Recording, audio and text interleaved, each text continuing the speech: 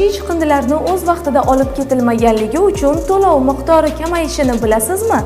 Gap shundaki, qattiq maishiy chiqindilarni olib chiqib ketishning minimal davriyligi ko'p qavatli uylar chiqindi to'plash shoxobchalaridan bir kunda bir marotaba va yakka tartibdagi turar joy sektori, ya'ni mahallalardan signal usulida 3 kunda bir marotabani tashkil qiladi. Siz maishiy chiqindilarni to'plash va olib ketish bo'yicha ko'rsatilmagan yoki sifatsiz xizmatlar uchun to'lov miqdorini qayta hisoblatishingiz mumkin.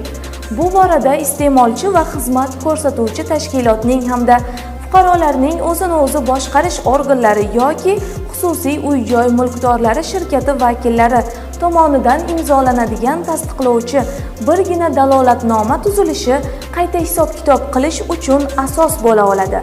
Ha, to'g'ri eshitdingiz.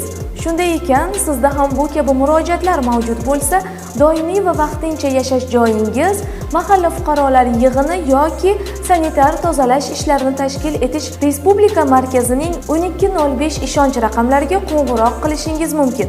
Chiqindilarni boshqarish sohasiga doir yangiliklardan birinchilardan bo'lib xabardor bo'lish uchun rasmiy sahifalarimizni kuzatib boring.